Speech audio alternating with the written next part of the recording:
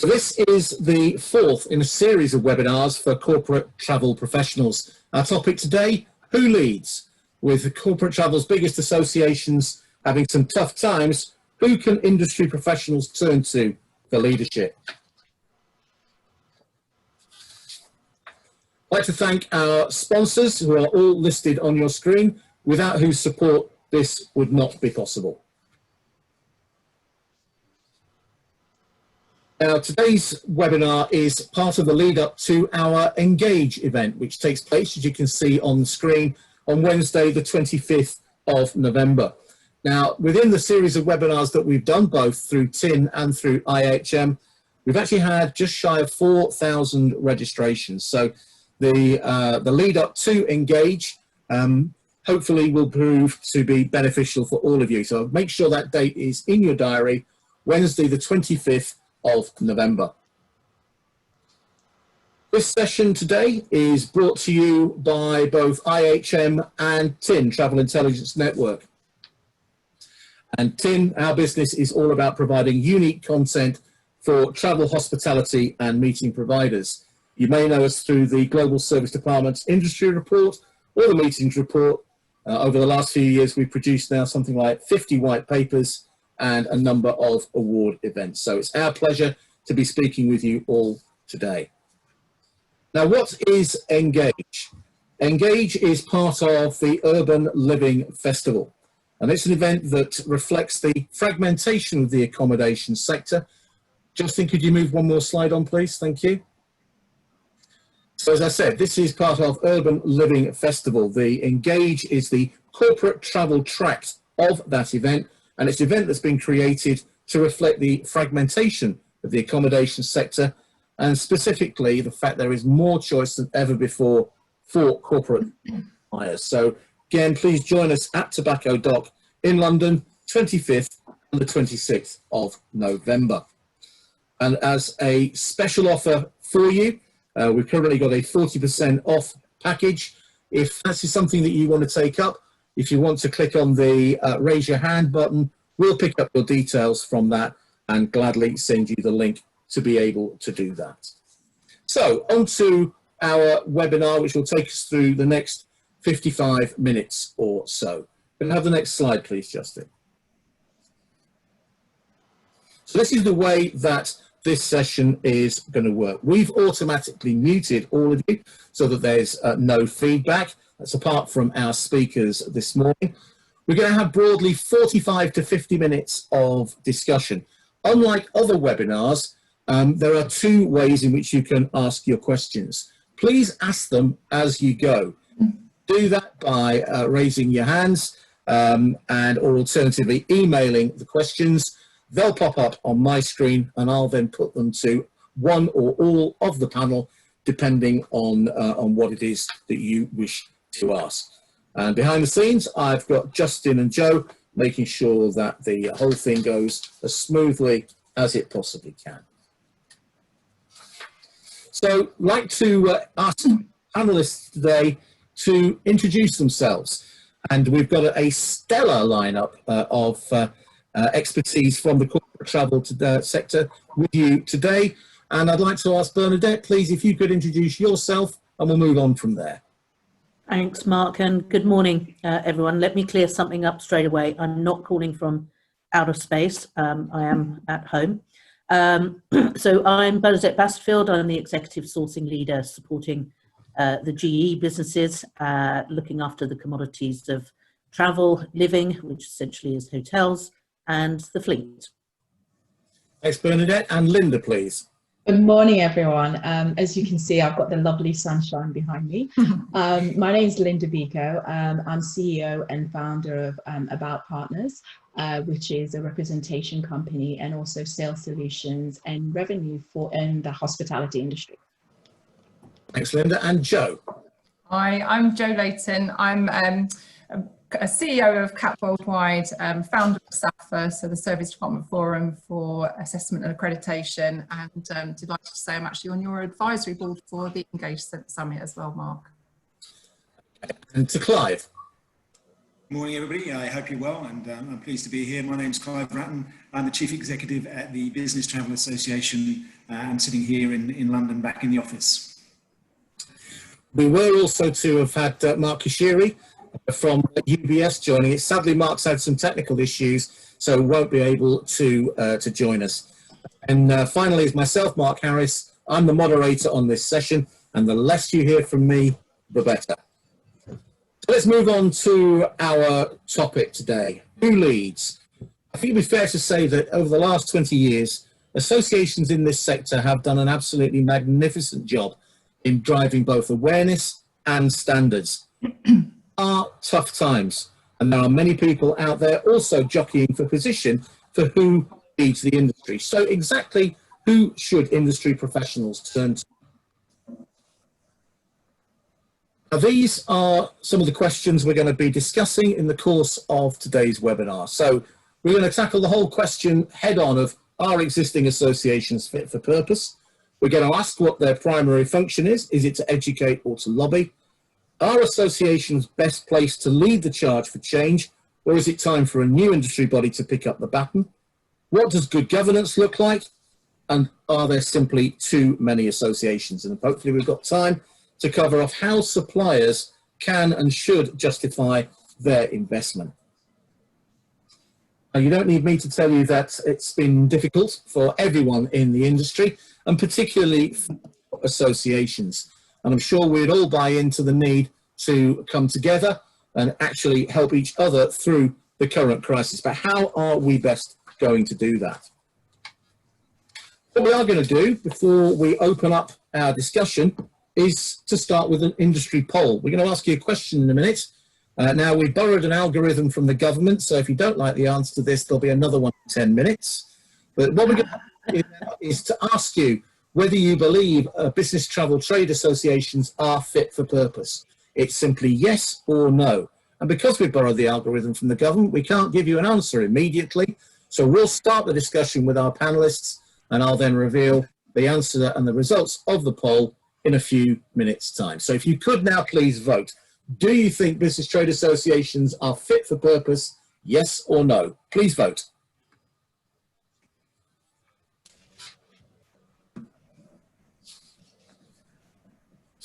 Okay, so having done that, let's now get into the whole issue of who leads. And the first question that we're going to deal with is, are existing associations fit for purpose? I'm going to start with you, Bernadette. Are they? And Mark, I'm going to answer you from a travel buyer's perspective, and I'm going to say no in the large part. And I know that's a broad brush kind of response to your question. I think even pre-COVID, and obviously the damage that's done to the industry, I questioned my investment in attending associate conferences and signing up to memberships, because I think as any travel buyer that is on the call today, you know, we're always under scrutiny as to what the return on investment is joining these associations. And I think what I struggled with and continue to somewhat struggle with is, what do I get out of it? And that leads me back to your question, are they fit for purpose? Now, in the large parts, you know, some are better than others, and it will probably go to, no doubt, a question we'll cover in our 45 minutes, is are there too many? Which I think is a reasonable question to ask as well. But, you know, for me, as a buyer, the answer is no, and that's the response I've just given on your poll. Let's get a supplier's take. Linda, what would you say to this? I think from my perspective, currently we have a number of associations, and for a supplier, it's really hard to justify, you know, each and every one of them. But are they fit for purpose currently? I don't think that they serve my purpose. In regards to, I'm really big on, you know, education, finding out new things, and I seem to be hearing the same thing over and over again. And that's why I believe that there's the need for a change, which is a little bit more inclusive as well. I think inclusion is probably the most important thing. Clive, how would you respond to that? Obviously, you're CEO of BTA. How would you react to that? I think, obviously, no surprise to say, I think the associations are fit for purpose. I think it's, you have to evolve as any business does in a scenario such as this, and associations are no different. What we need is to remain relevant. We need to deliver return on investment, and we need to show some tangible output. And I believe, what we have to do is represent what our members and partners need, and therefore we have to listen to that and adapt and evolve. And I think there's never been a more important time for associations than there is through this period. And it's a learning curve, but I'm passionate that associations are there to represent an industry and continue to do so. And I think for the most part, they've done a pretty good job in pretty difficult circumstances. Oh. I agree with all the other panelists, which is unusual for me, if I'm really honest. But what I really think is that the world has evolved so much that now the associations are being looked at to provide a service and a roadmap to either suppliers or buyers and their communities. And I think that the associations and organisations that are coming out of this already stronger are showing that they are fit for purpose, and there are a great number that are coming up, and I would include you in that, Clive. And Linda, I would include TAMS in that as a new up and coming. And if anyone doesn't know what TAMS is, it's a community engagement team, basically. It's become a society rather than an association. And I think most associations start off as societies or forums or people that get together to defend and protect and push industries forward. And I think, personally, I think that that now the new norm for us is that it needs to go wider and deeper. And I think that there are some great fit for purpose associations, and I think others need to learn and really get on the wheel quickly, because they'll be left behind if they don't. And I think that's a good point, Joe, and one that I'd like to pick up, if I may, Mark.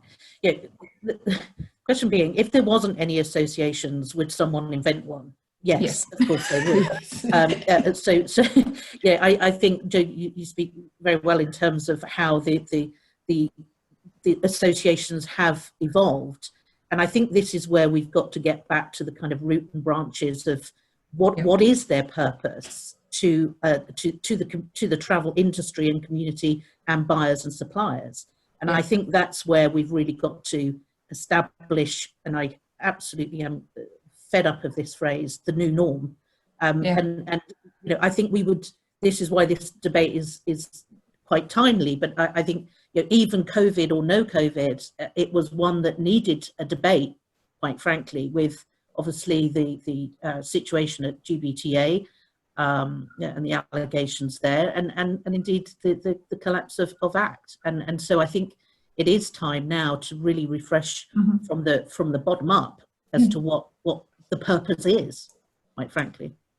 And I'd just like to come in there, if you don't mind, Bernadette, understanding everything you've said. And back to you, Clive, I've got to say that the associations that have spent time both supporting or lobbying are the ones now that are going to come out in the right environment, because an association is in two halves. There's a half that lobbies externally, and there's a half that basically has to look after your membership. But you need to listen to the membership in order to be able to lobby effectively. So it's the connection in between that the boards create that actually ensures that members engage with associations. So the ones that are going to come out that are fit for purpose have got their listening ears on one side and their mouth going out to the lobby as lobbyists in the other.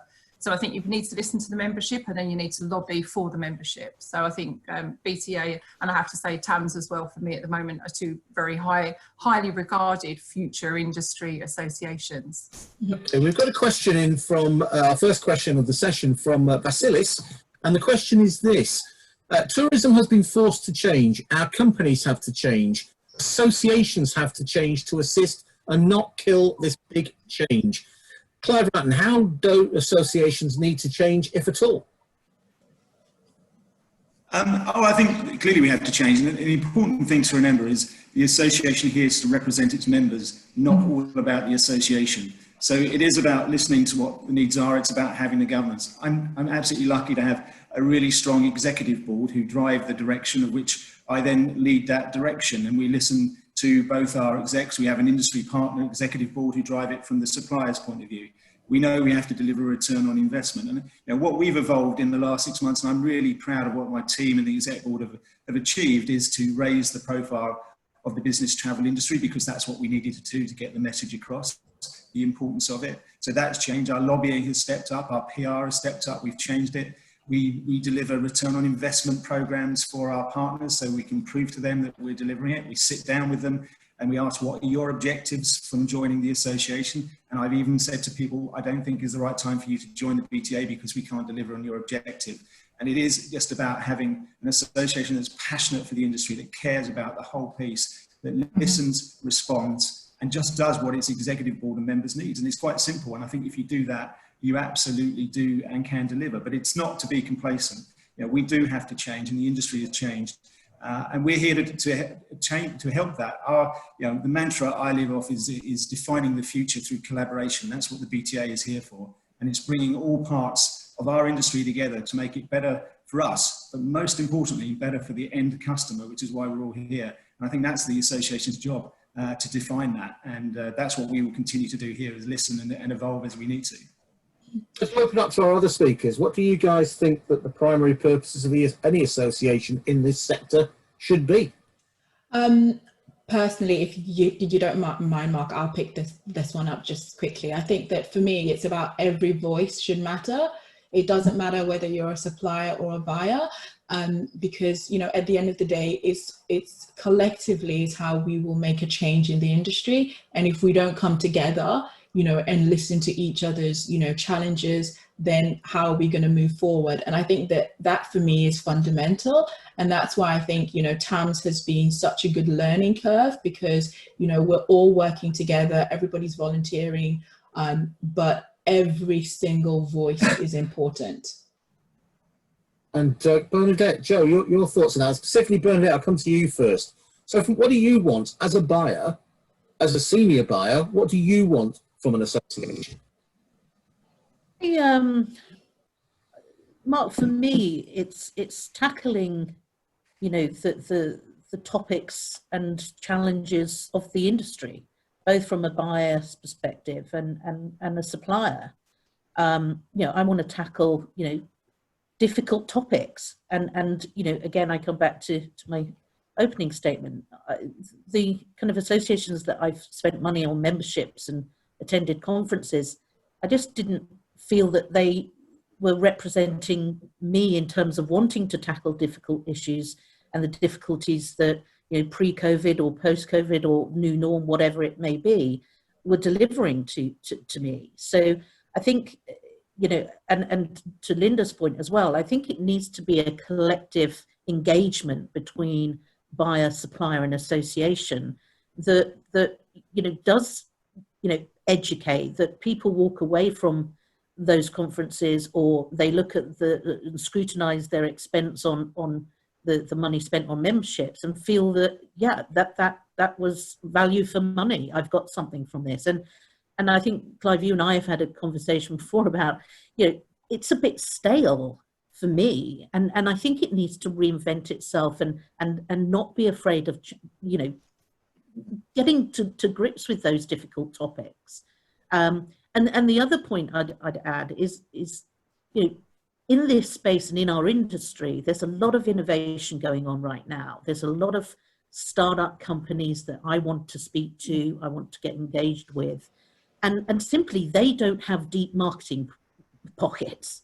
And I know this will be a contentious topic, but they wouldn't be able to afford to get engagement with me by using the associations that I'm familiar with, and that's a problem, and that needs tackling also, because I want to see, as from supporting the GE businesses, we're forever embracing, innovation and change. That's what I'm tasked to do, and I want to be speaking to those suppliers that can help me shape what my strategies and my roadmaps for the travel program to be.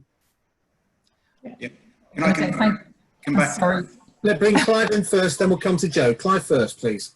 I mean, yeah, absolutely. We totally agree with you that we need a fresh approach to the engagement, and I think that needs every side to be prepared to sit down and have some open and frank conversations in a room, and that will really help the business supply chain all the way through.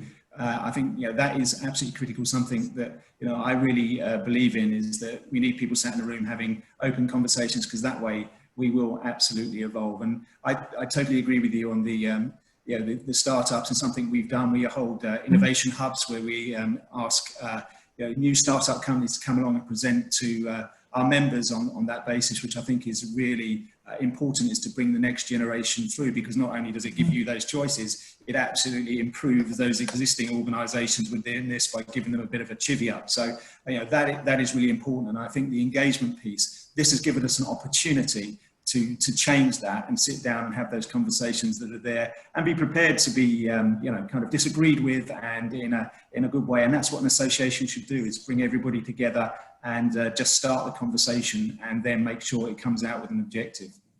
So I'm going to bring you in here, but I'd also like them to move on to the question of, if we turn that round, what is it that associations are not doing currently that they should be?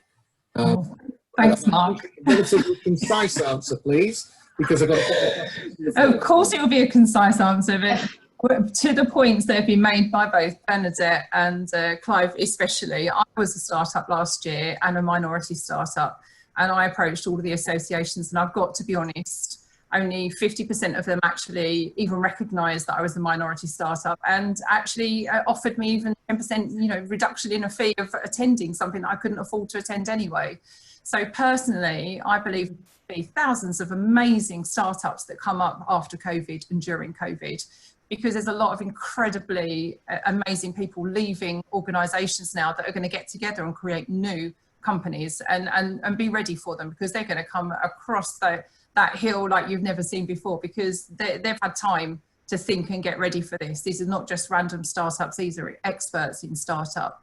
So I think the associations are going to get hit with a huge number of new opportunities. And I think actually creating the industry and the associations for the future membership. And in that, myself and Linda are very lucky to sit on a D&I board for TAMS, diversity and inclusivity. And I think, as Linda said, every voice needs to be heard at that table, because it shouldn't be how deep your pocket is how loud your voice is. It should be how sensible your voice is, and how inclusive your voice is, not how much money you've got. That raises a really interesting point, and I'd like to put it to all of the panel, and I'll invite whichever one of you wants to come in quickly. Questions come from Paul Tilstone. Does the panel think that the association response to the wider societal call for diversity and inclusion, particularly reference to Black Lives Matter, has been silent or sufficient? Great question. I would love to take this one. To be honest with you, I think that, it hasn't been done very well. Most of the associations were pretty much silent. And I think that for me, that's why, I gravitated a lot towards TAMS, because, TAMS, myself and Carol are leading the diversity and inclusion and equity piece, where, it's not just about, Black Lives Matter, because we've got other strands as well, like LGBTQ, gender balance, as well as age. But I think that, for me, just looking at LinkedIn and looking at the different posts, I just think that nobody put their hands up to say, is this something that we can address in the industry? And whilst I understand that, the conversations are uncomfortable, we need to have these conversations, because that's the only way we're going to move forward. So, I was a bit, disheartened to see that the associations just didn't step up. Has anybody else got a view on this? My view, Mark, is I just want equality for all. And what was really great was that we asked a question at the first meeting that we had. And I just believe that everyone deserves to get a place at the table. But if you're not good enough, get away from the table. No matter who you are and where you're from, you have to still be able to take your place and hold it securely at the table. But getting to the table is what the challenge is. And I think that that's the thing that Linda's probably talking about, is that there needs to be a space left for people to have an opportunity to perform at a table. Mm-hmm. I think that's the gap that is now being filled and Yeah. by the associations. I think it's a great. Sorry. Yeah, I think it's a great question, Paul. And Paul always is full of great questions. Paul. And I was quite shocked, I have to say, with my perception of how silent the associations were, because, you know, this is a big issue, and again comes back to the point of, you know, tackling issues and making sure that good governance, inclusion, D&I is embedded in the DNA of associations. It has got to be paramount. And you know, I'm going to, forgive me, but I'm going to hone in on, I was astonished with the allegations from GBTA.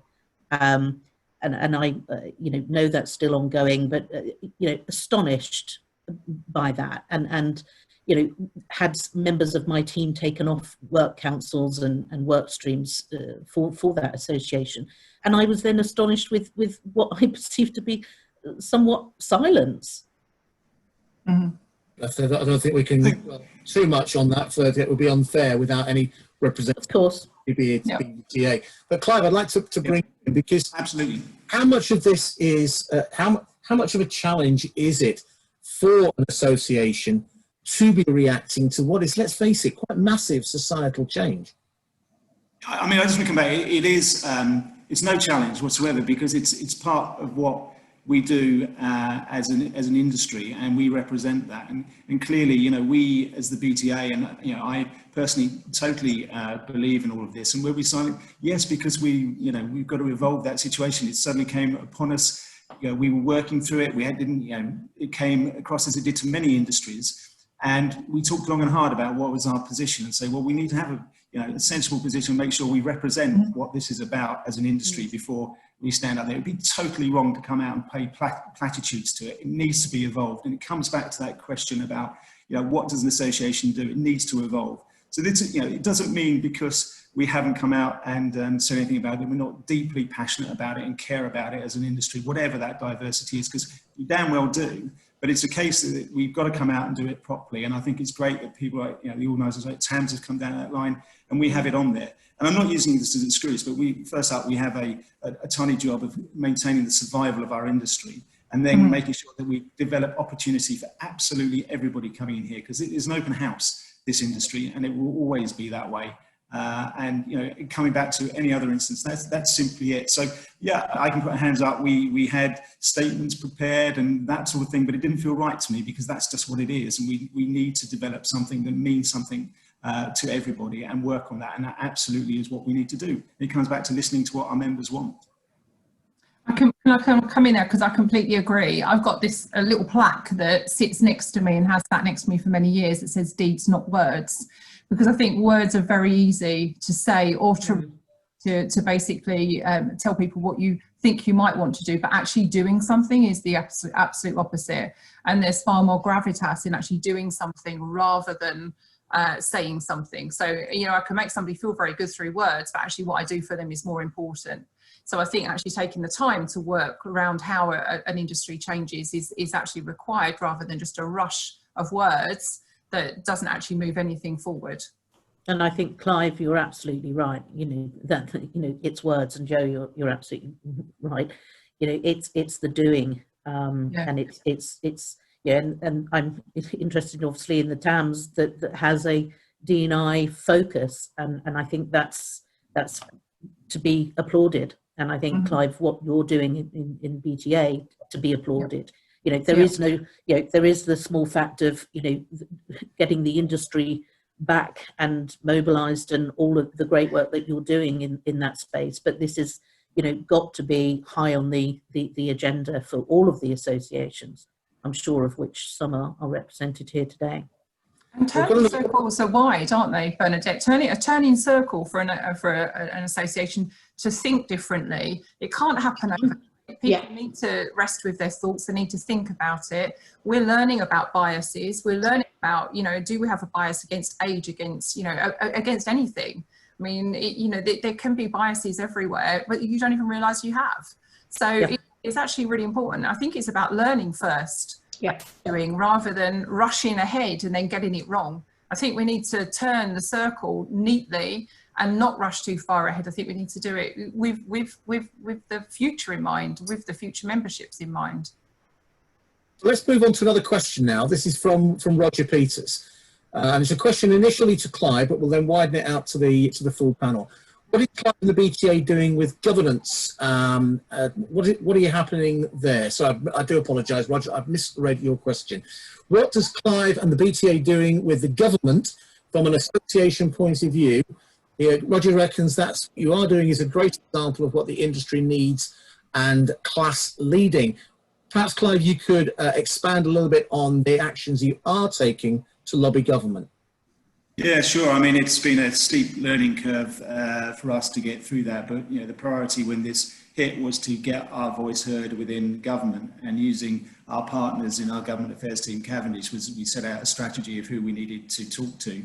And we engaged pretty much on a weekly basis. So it was about, first few months was very much around putting the case for business travel to those various departments, including the Treasury, the DFT, Department of Industry, BAYS, and the FCO, who never spoken to business travel before. So I spent a lot of time talking to those civil servants and ministers and MPs around that, explaining what we do. And then you start putting the case to the government from that point, which led up to yesterday. We were very proud to launch our APPG, business travel, which means that we have central direct access into central government and all the issues around business travel, with a number of MPs supporting the case for what business travel delivers to the UK economy and to the infrastructure of the UK. So it is, my time over the last 6 months, which I never thought it would be, if I'm being honest, Roger, is spent talking to civil servants of all levels. And what I have learned is that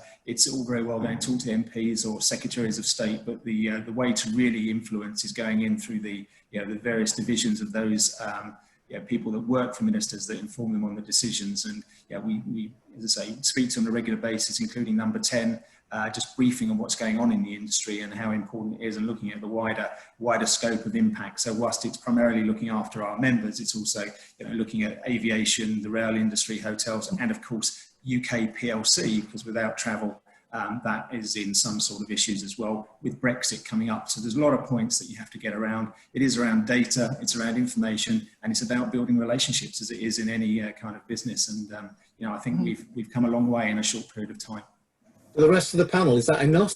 Are we doing the right thing? Are we speaking with one collective voice? What are your thoughts? No thoughts. Okay. Oh no, sorry. Apologies. I'm reading the Zoom group chat. I see loads of people I know. So hello. I can come in there actually. Can't wait to meet everyone in person again soon. Sorry, Mark, we're waiting for you to tell one of us to start speaking, because we all like talking too much. Yeah. Yeah, that's the thing. Yeah. Okay, so start with Bernadette. Are we doing? Is Clyde and the BTA's initiative enough? Is there a better way? What else should we be doing? Well, I think it's a difficult one, and again, I do have to applaud Clive, as I follow the BTA on LinkedIn, and it's a damn tough job in today's environment, and it's no mean feat. We can see every day the chaos that reigns around what the government is doing, and other governments are doing, that is hindering our industry basically, and strangling it almost. And so I think it's a difficult one for the associations to tackle, because it's so broad and it's so vast, and none of us have been in this situation. These are unprecedented times. So I think there'll be learnings, Mark, that come out of this. There'll be things that could and would and maybe have been done better, but we'll benefit from that. And I think that is a shout out to all of the associations. I think we've got to stand behind, what Clive and his association are doing, and other associations, and be a collective voice. And I do think that the government is missing what corporates are demanding right now. A corridor closed between Europe and the US is just unthinkable. But I can't seem to, you know, how is that message not getting across? So it begs the question that a more collective approach could possibly, you know, be the way forward. And you know, I know we'll come to this question, I'm sure, Mark, in terms of, you know, are there too many associations which then dilute and dilute the message as an industry that we need to convey? I'm going to make Linda at this point, then I'm going to come to Joe. So to that point, Linda, do you think government understands business travel? I don't think so.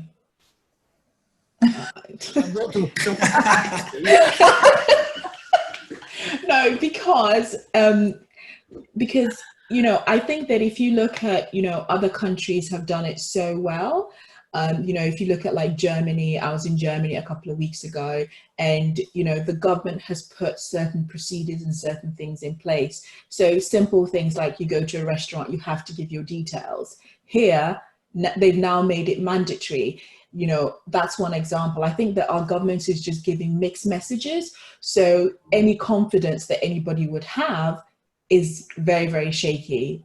So personally, I think that they don't really understand the damage that they're doing. And as Bernadette said, they are suffocating our industry. And it's so painful to see, you know, an industry that I love so much just being suffocated every single day. Joe I Layton, don't think they understand business travel. I don't think they understand business travel. I think they No love holidays, travel. but not It's all just travel. You know, and the economic benefit that the business travel brings to the country is just missed.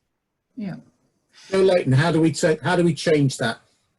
From my perspective, there needs to be a spearhead, and I've got to say, Clive, and unfortunately you are the person that we believe should be at the front of our spearhead, because you're the one that's making the difference right now.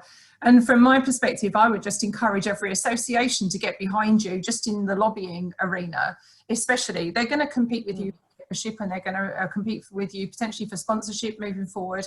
But right now, we do all need to stand together, and the stronger you are at the front to actually get the message, because they're not going to listen to a panel. If they listen to a panel, it's all going to get lost. The message get lost. It needs to be one voice at the front, representing the panel, standing behind, and we need to have your back. And I think until that happens, we're not going to get the voice heard of the whole travel industry. And actually, Bernadette, to you and the buying community, we need the massive buyers and the small buyers, the diverse buyers, to stand behind Clyde saying, this man needs to help us get people moving. Because if we don't have those names of those massive companies stand behind Clyde, we're all small companies, so there's no benefit. But if you had all the big banks, you know, all of the consultancies, and then all of the smaller diverse companies that are saying, hey, listen, we're here too, I think that you would get a bigger voice. But it needs to be one voice at the front that faces the government now, rather than 10 lots of, you know, diluted voices and without the behind them. And I think, Clive, if you had 50 of the biggest buyers in the world saying our companies need to start moving, it would be a different voice that you spoke with.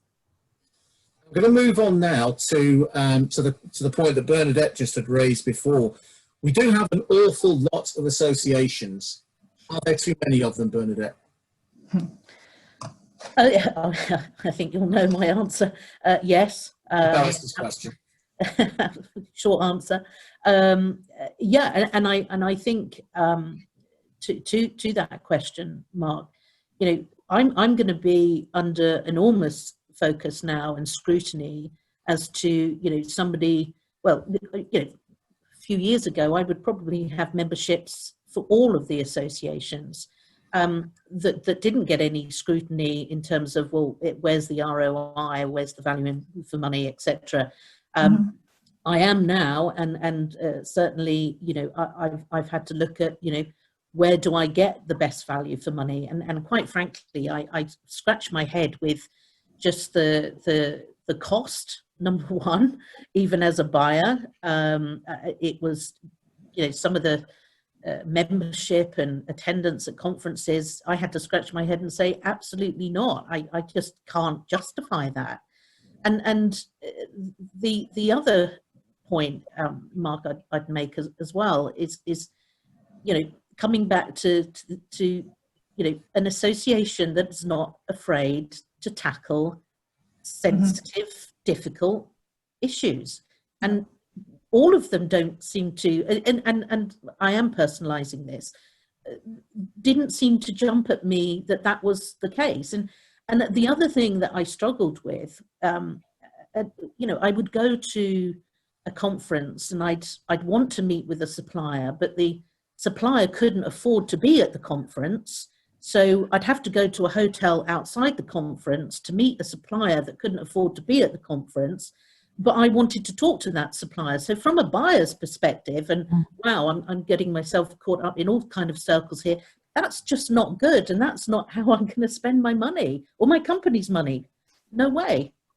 And so it does. My answer is there is too many, and there needs to be consolidation as we look at what that new norm in the industry is going to look like. Clive, I'm going to invite you to come back on that, but there's a specific question also that's very relevant that's come in from Andreas. And he asks, how should associations balance sponsorships against the independence angle about more balanced and less sponsor-led content, which raises the bigger question of all associations are partly reliant on suppliers through sponsorship and everything else. Yeah. How do you balance that, the commercial realities, against the call for other things? How do you balance that? It's a great question. Is that to me, yeah? Please, and then Yeah. I'd like the others to comment. Okay, I mean, I think clearly it's about the same things really, return on investment. It's about understanding what the supplier wants to get from the relationship. But I think moving forward, and this is part of the evolution, is that, you know, we need inclusivity, whether that's from a diversity angle or size angle, whatever it might be, is how do we get everybody around the table and have a voice heard at some level? And, you know, is that dependent on investment? You know, there's no hiding from it. You know, you have to have money in to provide the content. I don't think, you know, I see it as too much of an issue moving forward in terms of being skewed to what I need to deliver to my supplier for paying amount of money. If I'm delivering year-round return on investment, suppliers understand if they do pay a little bit more, they might get a bit more high profile. But what is really critically important is the subject matter is driven by the members and the people that want it, and then it's over to the supplier how they want to get involved with that. It's not driven so much by just the money talking, which I know, you know, it's easy to say, it comes back to that point, harder to do, but that is exactly what it needs to be. If you're delivering a product in any business that somebody wants to pay for and they believe they're getting value out of it, then everybody's happy. And that's what we have to do. But, you know, association is about putting people together and having great ideas come out of that. And I think that is, you know, in whatever way you do that is really important and will deliver that return on investment. So it's a long answer because it's not a straightforward one, but you know, down to those suppliers. And I think I speak uniquely, sorry, as having been a supplier to the PTA, having been a member and now, you know, kind of running it, if you like, and seeing it from all sides. And that was always really important to me as a supplier, was that, you know, I went into it with my eyes open, what I was going to get out of it. And, you know, some of that is about my own personal time and investment as a supplier. Linda, I know this is a subject you feel quite sort of strongly about, and in the past you've obviously had always to justify these things to he who has to play the piper. What are your thoughts on this issue of balancing sponsor-led content and sponsor interests against the interests of others? I mean, I think that, you know, any association or any society should look at the content that's first of all relevant to the members, number one. But I also think that, you know, everybody should in a way get a seat at the table. So, you know, in some shape or form, because, you know, I've been to events where I really want to meet somebody, but unfortunately I can't meet them because, you know, another sponsor has paid X amount. So they've gone into a room that I can't see them, you know, so that I know that, you know, that's difficult, and, you know, associations have to look for a way of balancing that. But, you know, as a supplier, we also have to justify the money that we're spending. So, you know, I don't think there's a right answer, but we all want a seat at the table. I kind of like answered that very diplomatically, but, you know. I'm not going to go for the diplomatic answer, Mark, if that's okay. Well, it'd be the first time ever if you did. But So we laughed when we did our pre-call, and I do have to share this with the audience as well, is that I've never worn a VIP badge in my life because I've been a supplier since I was 17 years old. And at one stage, I'd love to walk in and be given a VIP badge somewhere where I've gone. And I've actually walked around, and I'm going to be honest with you, Bernadette, and I have to call you out on this. And actually, the majority of the buyers I know, most of them turn their VIP badges round so you can't see their VIPs. So I find that hilarious that I'm just would love to wear one, and they're turning it around as if, you know, because it is. Oh no, I wear mine with pride, Joe. but to Linda's point, we as suppliers, we become segregated sometimes from buyers, and I think buyers are the strongest voice to be able to say, do you know what, I don't want to buy today, but it's really nice to meet you. They don't need to be segregated into different areas. We don't need to be treated differently. And I think suppliers and buyers bring a huge amount of value working together in environments. They don't need to be in two separate areas for lunch. And Bernadette, you tried to get me into a lot of places for lunch where they've turned me away at the door. So I think it's an interesting environment. I think the associations, I'm actually going to say what Bernadette said, that there's too many. I actually personally think there's going to be a need for more associations after this environment settles down. And the reason why is because there needs to be an identity and a purpose for an association. And I think right now there's a lot of associations that are going to come and grow out of trying to support our networks, because the associations like yourselves, Clive, can't spread so thinly to do absolutely everything. And I think some associations might come up, which are associations to help people get back into work, and people that want to give time to help get people get into work, people that want to learn how to deal with stress, and people that want to deal with well-being, because these areas are going to develop and grow, and that's going to be the new areas that we concentrate on. But I do think, I personally feel that the next time I go to a conference, can someone give me a VIP badge, please? Thank you. Well, I've got another question. Already printed, Joe. She has a box full of them. A question now for Bernadette to start with, and then I would like to get the rest of the panel's views on this. The Sarah Buck's question is as follows. Which association carries the most clout?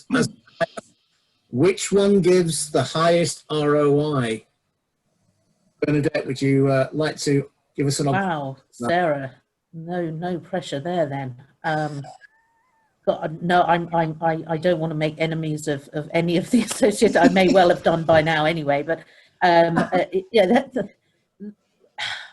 I'm not going to call. It would be, you know, wrong of me to call out one particular association or not. I think, you know, it's a difficult time, and as a buyer, I'm going to be scrutinising now, with whatever the association landscape looks like in the future, where I'm going to afford my time, because I think right now, you know, we're all going to grapple with the ROI.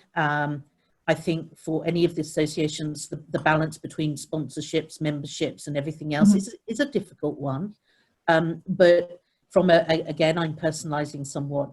You know, I will be looking at those associations that really bring me value, that enables inclusivity, whatever marketing budget suppliers have. I will be looking at those that have good governance, those with good DNA around diversity and inclusion. I want to look at those associations that embrace the startups, because, you know, I think, Joe, you're absolutely right. You're going to come marching over the hill with you know, redeveloping ourselves as an industry. And, you know, it will be the association that kind of jumps at that opportunity in the future that will get my time. And Sarah, you know, I'm not directly answering your questions, and forgive me, but I think it will be whatever that association that speaks to what I've just outlined will be where I'll invest my time and my company's money. Joe, Linda, any comment on that? I personally, sorry. Go on. No, you go first. Okay. I was going to say, I think associations, they need to lead with their identity and their purpose. And then you should choose if that association is right for you. I don't think that one size fits all is right for our industry anyway, but I do think that there are lots of different opportunities out there. And I think education, because it's need to be right now. Everyone needs to learn more about diversity, about new opportunities, about selling, about, there's every area about buying. We all need to learn. No one's learned everything yet. I think that any associations that come up with education, support, development, talent, knowledge and capability of what they can do, I would put my money there, Sarah. I would ask them for what they're doing, and to have that clarity of what they stand for. I think for me, also personal development is also key, because, learning, about the industry is also good. But if I look at, the stuff that I have learned just in TAMS about my own personal development, I think that, in this current climate where, you can't probably afford to, pay for certain things, it's about investing your time to get your own personal development. So I think for me, that would be a balance between education and personal development. Yeah. And we've got a question for Clive. So within the business travel ecosphere, if you like, there's an awful lot of trade media publications, there's an awful lot of trade associations. So if I take, for example, IHM as a media business, how do associations, media owners and others within the sector, how can we all support each other?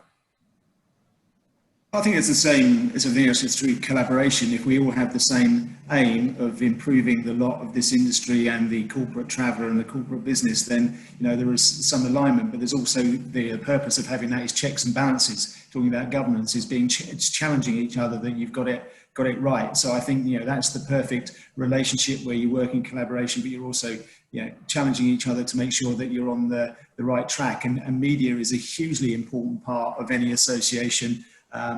In terms of getting the messaging out that you want to get out. So you have to work together around that. And I think that has become even more important through this situation. When we look at our crisis management plan of getting our messaging out, it was critical to work with the partnerships in the media and outside, not just trade media, outside of that, getting internationals was absolutely critical for us, which we achieved. So I think it's an absolute importance that we work together, but that doesn't mean we all agree all of the time. In fact, quite the opposite. We need to be out there questioning each other.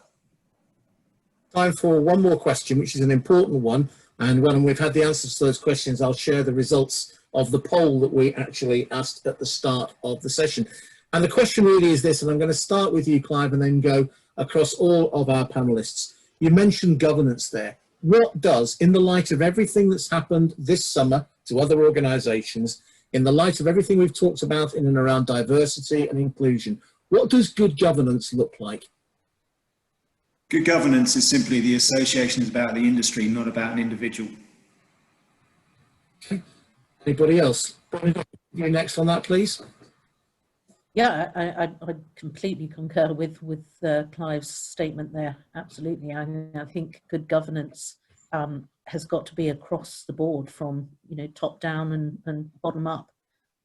Quite simply, it's got to be in the DNA of everything that the associations do, and I think it's got to be the new position that the associations have to take going forward. Governance. Joe? Oh Lord. Okay, I can tell you what I think it doesn't look like. I think it doesn't look like a closed shop. I think it doesn't ask people that challenge, to your point, Clyde, the status quo, to leave the table. And I think that's what's been an issue, is if anyone has ruffled feathers, obviously from a governance perspective, they've been asked to leave the table because they need to sing from the same hymn sheet. Those times now have to be gone. The people that actually question and want to ask about future and how people are managing, is actually, they should be welcome to the table. And I also, going back to what we've discussed, I also don't believe that governance looks like the top 10 companies that provide revenue shouldn't be the ones that choose the direction of the association. It should be future membership, small membership. It should be everyone. Everyone should be equal in an association. And that is what governance is actually about. It's about diversity and inclusivity, and making sure that, as Linda said, equity is actually brought to the association because of the governance. So yeah, I believe it just needs to be relevant and represent all. Anything to add to that, Linda? I think for me, it's just every voice counts, whether you're a supplier or a buyer you know, your voice has to count. Okay, well, I can reveal exclusively that the results of the poll asked at the start of this webinar, 64% of you said that associations are fit for purpose, 36 said not. So as a closing question, I'm going to ask now for a quick answer from each of our panelists before we start to wrap up. The next 12 months, there's one thing that associations need to do. What would it be? And I'm going to start with you, Clyde. So if there's one thing that you're looking to deliver in the course of the next year, what is it? Return on investment and achieving objectives. Okay. Bernadette, from a buyer's perspective, what should associations be looking to do in the next 12 months? Reinvent yourselves. Joe, any idea what that reinvention should look like? Absolutely. Oh, I thought you said Joe. Did you say Joe? No, no. So Carry on, yeah, that reinvention is a completely across the board, Mark, from, you know, what it means to the buyer. Start talking to buyers about what's important to them. Then that invention will come very quickly. Thank you, Bernadette. Joe? I think there needs to now be a blend of lobbyists, educational providers and carers within each of the associations now. There's 3 strands and they're really important. And Linda? I think for me it's inclusion, making sure that, you know, inclusion is key. Well, talking of inclusion, certainly on behalf of Travel Intelligence Network and International Hospitality Media, we really want to work with all associations and all partners. And I'm sure all of us on this call would agree that by working together, we will come out of the other side of this. Ladies and gentlemen, I'd just like to thank our panelists today. I hope you found the last hour to be informative. Justin, if you could have the slides back so we can tell our attendees today about our next seminar. So our next webinar will take place a fortnight today when it's an equally important topic. What is the impact of lost talent in a changing business travel landscape? Other than all of those who are unfortunate enough to fall victim to it, what's the impact on the customer? What's the impact on innovation? Now, if that's a session you'd like to take part in, perhaps as a panelist, please get in touch with me and we'll be putting that together in the course of the next few days. But that one is yet to come. Another reminder about Urban Living Festival. Please make sure that you've got that into your diaries for the 25th and 26th of November. We're delighted to have fantastic support from our sponsors who are on your screen now, and also on our next screen from our media partners, evidencing my previous comment that this is all about collaboration. If you would like to be involved with the Urban Living Festival, please get in contact with Katie and she will be delighted to discuss return on investment with you. Ladies and gentlemen, once again, on behalf of myself, Mark Harris, thanks to all our panelists, great session. Thanks to all of you for your interaction, which is appreciated as always. Have a great day and we'll see you again in a fortnight. Thank you. Thank you. Thank you.